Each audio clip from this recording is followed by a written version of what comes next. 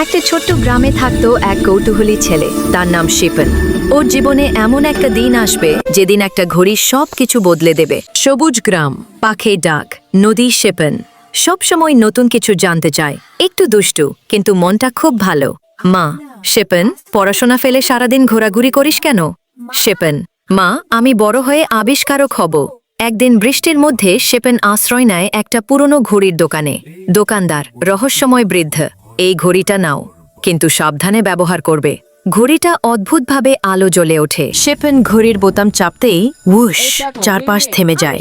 পাখি উঠছে না, মানুষ নড়ছে না। শিপন: এটা কি হলো? ঘড়ি কথা বলে। আমি সময়ের ঘড়ি, আমি সময় থামাতে পারি। শিপন শুরুতে মজা করে, বন্ধুদের সামনে সময় থামায়, পরীক্ষায় নকল করে, নিজের কাজ লুকায়। কিন্তু ধীরে ধীরে আকাশ কালো হয়ে যায়। ঘড়ি সতর্ক করে, সময় নিয়ে খেললে বিপদ আসবে। শিপন শোনে না। হঠাৎ করে গ্রামে আসে কালো ছায়ার দানব। সবকিছু নষ্ট হতে থাকে। দানব: সময় ভেঙে ফেলেছ, এখন মূল্য দাও। শিপন ভয় পেয়ে যায়। মা বিপদে পড়ে, গ্রাম ধ্বংসের পথে। শিপন কাঁদতে কাঁদতে বলে, আমি ভুল করেছি, আমি শুধু সবাইকে বাঁচাতে চাই।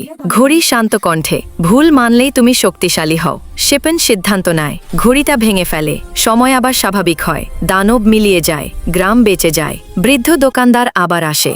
বৃদ্ধ: আজ তুমি সত্যিকারের নায়ক হলে। শিপন হাসে। মা তাকে জড়িয়ে ধরে। শক্তি নয়, সঠিক সিদ্ধান্তই মানুষকে মহান করে। গল্পের শিক্ষা: সময়ের মূল্য বুঝতে হবে। ভুল করলে স্বীকার করা সাহসের কাজ, ক্ষমতার চেয়ে দায়িত্ব বড়। পরবর্তী পার্টের জন্য অপেক্ষা করুন। বন্ধুরা, আজকের গল্পটি কেমন লাগলো কমেন্টে জানাও। এমন আরও গল্প পেতে চ্যানেলটি সাবস্ক্রাইব করতে ভুলবে না। করে ওরে মিশে জেলাবেন।